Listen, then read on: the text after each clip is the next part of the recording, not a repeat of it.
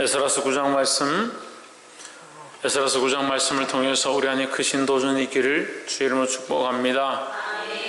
에스라가 그 땅 가운데 와서 보니까 이스라엘 백성들이 이미 그 땅에 남아있는 자들 가운데 또 돌아온 자들 가운데 그 이방인들과 연합하고 동원이라는 것은 우리 믿는 이스라엘 백성들이 믿지 않는 그 이스라엘의 아들을 이방 딸에게 주고 이방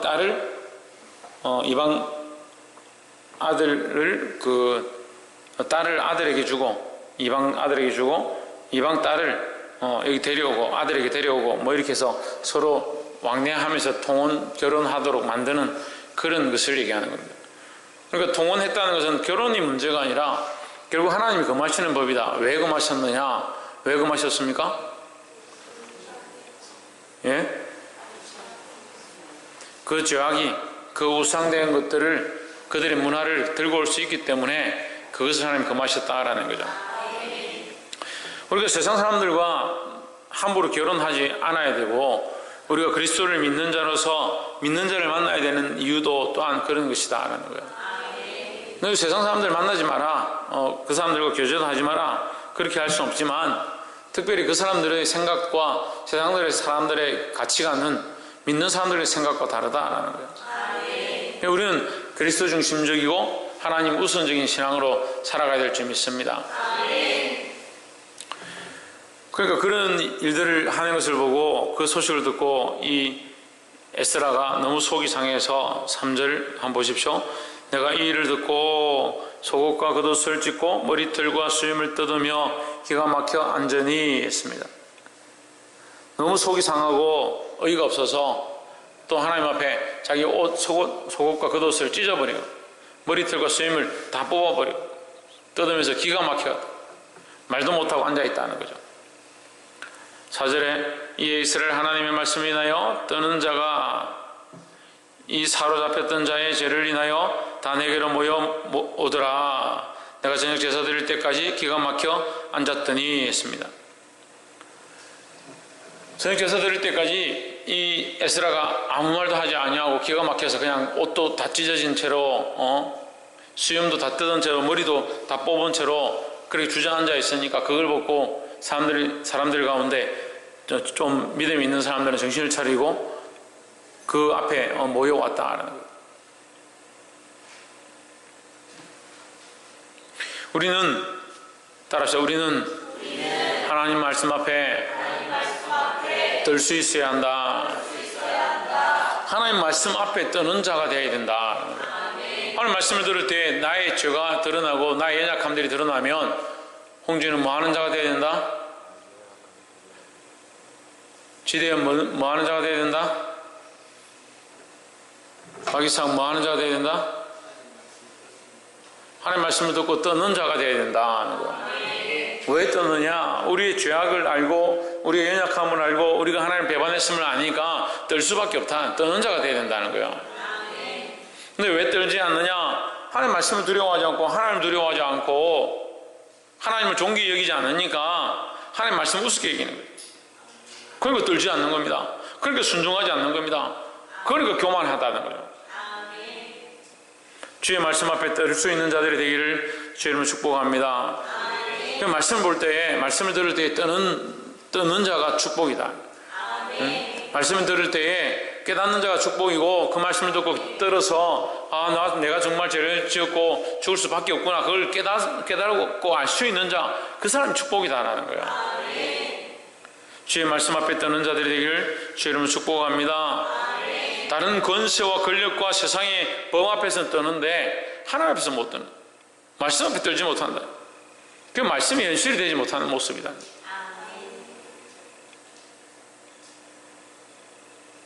하나님 앞에 떨 수 있는 자들이 되기를 주의 이름으로 축복합니다.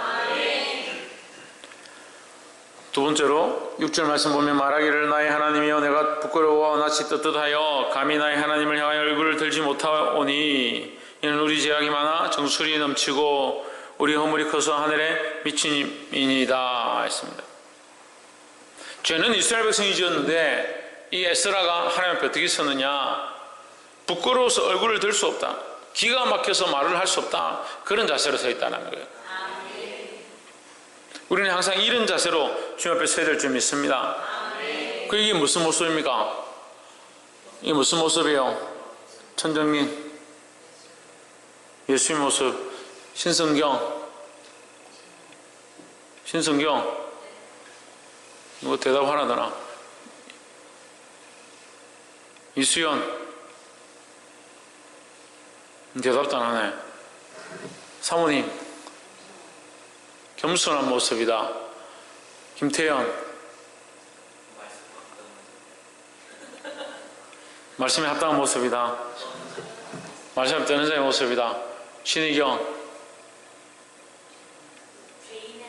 죄인의 모습이다. 박승리, 최원영, 최원수 권사님, 홍진우,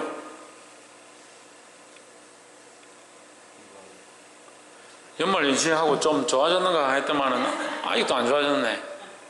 정미숙 권사님, 박근도, 박이사, 지대현, 박창조. 그 말씀을 듣고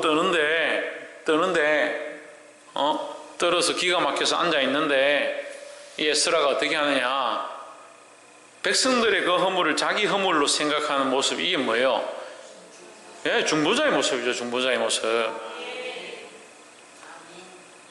오늘 아멘을 하는 이집껏 가르쳤는데 무슨 처음 듣는 것처럼 중보자의 모습이다. 이게 그리스도의 모습인데, 우리가 이 그리스도의 모습 가운데 이 모습이 어떠한 특별한 모습이냐? 중보자의 모습인 거죠. 백성의 허물을 지고, 백성의 허물이 나의 허물이고, 백성의 죄악이 나의 죄악인 줄 아는 모습이에요. 백성의 그 죄악이 왜 내 죄악이냐? 그 백성을 살리고자 하는 마음이 내 안에 있으니까 그 백성이 잘못된 길로, 죄악의 길로, 세상의 길로 달려가는 것을 안타깝게 여기는, 이 안타까움을 가지고 있는 에스라의 모습이라는 거예요. 그러니까 때로는 그런 얘기를 하는 거예요. 제가 옛날에도 청년회 강사를 하는데 청년들을 데리고 수련을 가려고 하는데 임원들이 안 간다. 자기 뭐 바빠서, 직장이 바빠서 일이 많아서 안 간다. 제가 찾아가서 네가 가야 된다. 네가 가서 이 수련을 가는데 은혜 받아야 하고, 네가 아이들 위해서 기도해야 하고, 이 수련을 통해서 놀라운 역사가 있을 줄 믿고 네가 오히려 중보해야 되는 자리에 있어야 되지, 왜 네가 가지 않느냐? 제가 뭐 안 간다고 무슨 상관이 있습니까? 그럼 니도 안 가고, 쟤도 안 가고, 쟤도 안 가고, 저놈도 안 가고, 누가 가냐? 많은 은혜를 받고 싶어 하고 청년회가 부흥하길 바란다 이렇게 하면서, 지는 이런 사정 때문에 못 가고, 자기는 뭐 이런 일이 있어서 못 가고, 이렇게 해서 못 가고, 그럼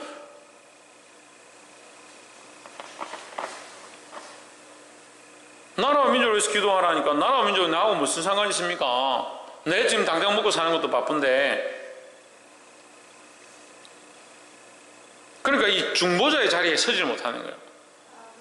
아이들이 오면 말씀만 가지고 성경책 펴가지고 몇 장 몇 줄 찾아라, 읽고 교재 가지고 뭐 우리가 어떻게 살 거냐, 착하게 살 거냐, 이 말씀 읽은 대로 우리도 너무 부자처럼 자기 먹는 것만 힘쓰지 말고 나사로처럼 좀 가난하게 살고 남들 도와주고 이렇게 하다가 죽자, 뭐 그렇게 하고 끝내는.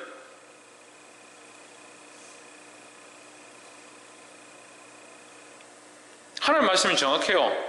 우리가 중심을 앞에 들어야 되지. 그러면 한 생명이 왔을 때 그 생명의 문제와 그 아이의 인생과 그 아이의 나아갈 바와 이 아이를 자라게 하는 것과 가르치는 것과 이 아이의 모든 전반적인 것들을 하나님 앞에서 조명하고, 내가 이 아이를 하나님 앞에서 중보자로 서서 어떻게 살릴 것이고 어떻게 인도할 것이고 무엇을 고치고 바르게 하고, 이 아이의 죄악을 내가 하나님 앞에서 부여잡고 어떻게 기도하고 눈물을 흘려야 할지, 그 모습이 중보자의 모습으로 설 수 있는 것이라는 거예요. 근데 중보자가 아닌 거예요. 교사로 세워놓으면 중보자가 아니에요. 니는 니고 나는 나고, 니는 학생이고 나는 교사고, 그리고 영혼들을 위해서 울어야 합니다. 가슴을 찢어야 합니다. 그리고 이 말씀에 있는 게 이상한 거죠. 에스라가 무슨 옷을 찢고 구두도 찢고 속옷도 찢고 변태가 머리를 다 뽑고 수염을 휘날리고 이상한 사람이 정신병자네. 이해를 할 수 없는 거예요. 이해를 할 수 없는 거예요. 왜 이해를 할 수 없냐? 내 상식과 내 지식으로 살고 있기 때문에 이해를 할 수 없는 거예요. 영혼에 대한 간절한 마음들을 가지고 더 나아가서 생명에 대한, 더 나아가서 이 민족에 대한 그런 안타까운 마음을 가지고 있다면 옷을 찢는 것뿐만 아니라 살을 뜯을 만큼 그런 안타까운 마음이 그들 안에 있게 되어 있는 거예요. 우리는 이 말씀을 통해서 깨달아 알아야 될 점이 있습니다. 중보자의 자리에 서야 되는 겁니다. 두 번째는 뭐냐? 중보자의 자리에 서야 한다라는 거예요. 누가? 내가 중보자가 되어야 하는 겁니다. 네가 중보자가 되라. 네가 대신 기도하면 되지. 목사님이 기도하면 되지. 내가 뭐 그까이 거 뭐 그런 것까지 내가 다 기도할까?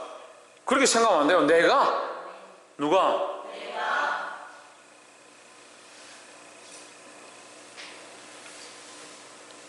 옆에서 한번 보십시오. 우리가 영혼들을 위한 중보자가 됩시다. 할렐루야. 8절 말씀.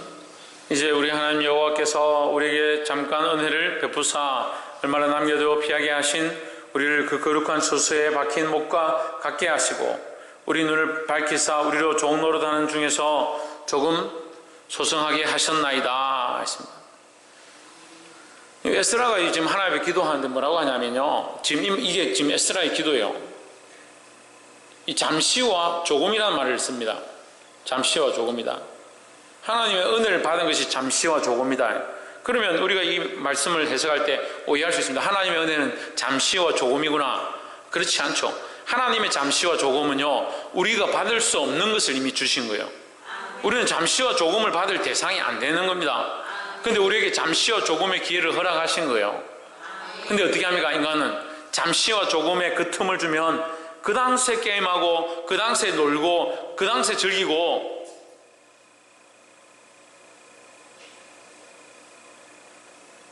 이 자식들을 제가 키워보니까 딱 그런 거예요. 제가 좀 믿어서 그래 너가 알아서 좀 해라.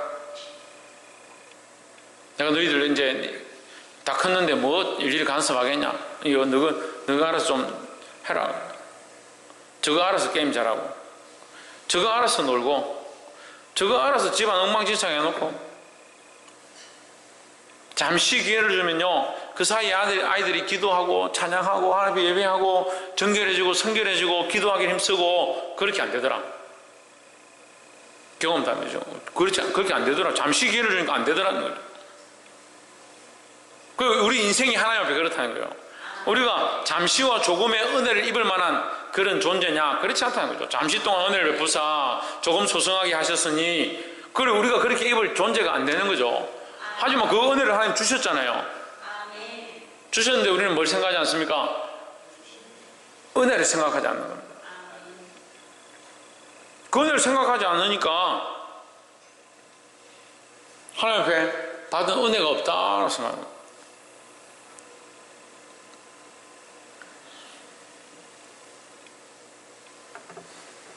복이 되기를 주의 이름으로 축복합니다. 하나님 은혜를 알아야 된다는 거예요. 하나님 은혜를 알고 돌이키기를 주의 이름으로 축복합니다. 마지막 15절에 이스라엘 하나님 여호와여 주는 의롭도소이다. 우리가 남아 피한 것이 오늘날과 같사옵건을 도리어 주께 범죄하여 사오니 이로 인하여 주 앞에 한 사람도 감히 서지 못하겠나이다. 지금 그 에스라의 기도에 제가 지금 세 번째 했잖아요. 하나님 은혜를 알자는 거죠. 그 하나님 은혜를 알고 첫 번째 뭐였습니까? 하나님 말씀 앞에 떨어야 된다는 거예요. 하나님 말씀 앞에 감격하고 또 하나님 말씀 앞에 회개하고 하나님 말씀 앞에 두려워 떨 수 있어야 된다는 거예요. 두 번째는 뭡니까? 중보의 자리에 서야 된다. 중보자의 자리에 서려면 영혼을 사랑하고 그 생명이 내 생명과 같다라고 생각할 수 있어야 되는 거예요. 그리고 한 생명을 천하보다 귀히 여기는 게 뭐냐? 간단히 생각하면요, 나에게 천하는 뭡니까? 나죠. 그렇죠. 나에게 천하는 나입니다. 내가 볼 수 있는 모든 시각과 내가 만질 수 있는 모든 것이니까 나에게 천하는 내가 가지고 내게 보이는 모든 것이 천하인 거죠. 근데 나와 똑같다는 게 그 한 생명이 그렇게 보는 거예요. 그 내가 온 세상을 볼 수 있는 것처럼 이 아이도 온 세상을 볼 수 있다. 그러니까 내가 보는 만큼 이 아이도 볼 것이다. 나와 이 아이는 똑같다. 그럼 이 생명이 무엇을 주고도 바꿀 수 없는 귀한 생명이다. 그러니까 한 생명이 나와 똑같으니까 천하보다 귀한 거죠. 근데 이걸 거꾸로 계산하죠. 얘는 얘고 나는 나고 내가 보이는 것은 너무 크고 귀하고 내가 살아가고 먹고 마시고 즐기는 것은 너무 좋으니까 먹고 마시고 즐기는 거 내가 살아가는 거 이것은 너무 귀중하고 소중한 것이다. 그럼 내가 너무 귀해지고 너무 소중해지니까 이 사람은 하나도 안 귀한 거예요. 필요가 없는 거죠. 그리고 그 영혼을 위해서 기도하고 그 영혼을 위해서 눈물을 흘리라 해도 자기를 위한 사랑이 철저하고 너무나도 분명한데 신성경 뭐라고? 자기에 대한 사랑이 너무 철저하고 귀한데 어떻게 그 영혼을 사랑할 수 있냐? 그게 안 되는 거예요. 그러니까 뭘 할 수 없습니까? 중보자의 역할을 못 하는 거예요. 이것을 회복해야 된다는 겁니다. 세 번째는 뭡니까? 하나님 은혜를 알아야 된다. 하나님 은혜를. 조금과 잠시였지만 그것은 우리가 받을 수 있는 것이다. 아니죠. 우리가 받을 수 없는 은혜죠. 받을 수 없는. 감히 얻을 수 없는 은혜다. 예수 믿고 구원을 십자가에 죽으신 그 예수 그리스도를 믿기만 하면 구원을 얻는다. 박성님 뭐라고?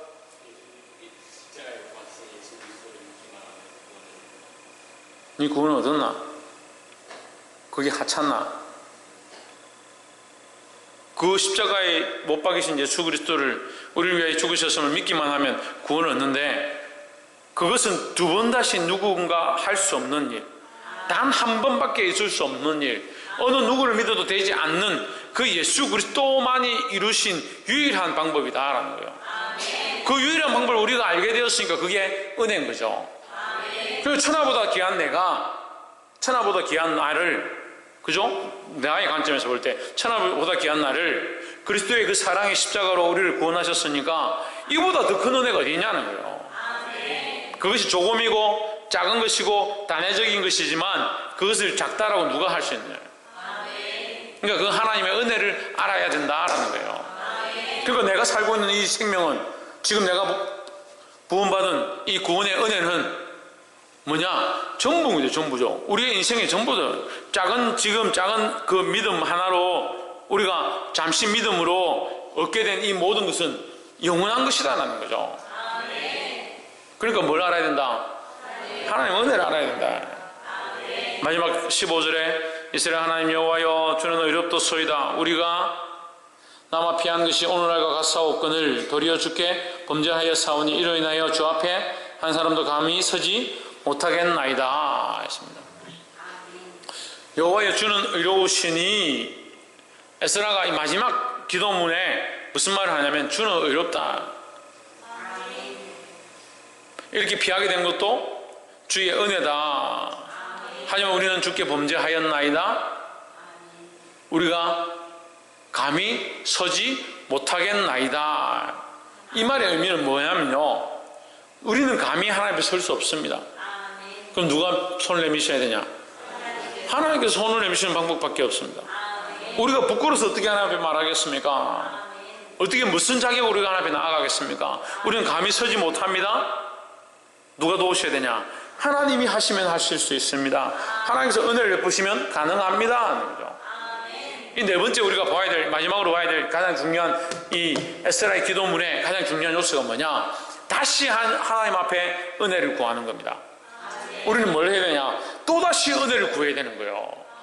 부끄러운 줄 알고 죽을 줄 알고 그도 속옷을 다 찢고 머리들 뽑고 수염까지 뽑아버린 그런 비참한 모습 가운데 있는 우리의 삶을 본다 할지라도 하나님 앞에서 하나님 우리는 할 수 없습니다. 다시 한번 또다시 하나님의 은혜를 구합니다. 지금 우리에게 필요한 기도가 뭐냐? 또다시 하나님의 은혜를 구하는 기도가 필요한 거예요. 지금 우리가 부르짖을 기도가 뭐냐? 다시 한번 하나님 은혜를 베풀어 주십시오. 다시 한번 하나님 긍휼을 베풀어 주십시오. 그 기도가 우리에게 필요하다는 거예요. 아이들이 믿음이 떨어지면 내가 열심히 기도하고 다시 회복해야 되지, 주여 하면 되겠지. 천만의 말씀. 신성경 뭘 해야 된다?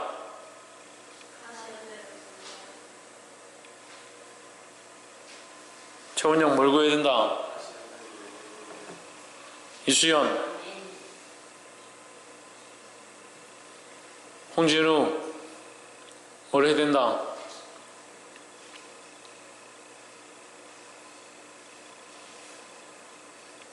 박건도 뭘 해야 된다? 또다시 하나님의 은혜를 구해야 된다는 거예요. 우리가 살 길은 이것밖에 없다는 거 알아야 되는 거예요. 우리가 살아날 길은 또다시 하나님의 은혜를 구하는 거. 지금 내가 부르짖어야 할 게 뭐냐? 부르짖어야 될 게 뭐냐? 부르짖을 수 있는 게 뭐냐? 지금 우리가 할 수 있는 게 뭐냐? 뭘 할 수 있습니까, 여러분? 뭘 할 수 있겠습니까? 다시 한 번 더 하나님 기회를 주십시오. 또다시 은혜를 베풀어 주십시오. 또다시 할 수 있도록 역사하여 주십시오. 그걸 구하는 거예요. 그런 기도 위에 교회가 세워져 가고, 그런 기도 위에 하나님의 역사가 일어나는 것입니다. 우리가 이루는 게 아니다. 우리가 만들어가는 게 아니다. 우리가 역사를 세워가는 게 아니다. 뭘 할 수 있느냐? 하나님 또다시 역사해 주십시오. 하나님 또다시 한 번만 더 기회를 허락해 주십시오. 이 기도가 우리에게 필요한 줄 믿습니다. 그래서 이 은혜를, 주의 은혜를 다시 구해서 하나님께서 우리를 다시 세우시고 은혜를 베푸시고 회복하게 하시는 역사를 경험하게 되기를 주의 이름으로 축복합니다. 기도하겠습니다.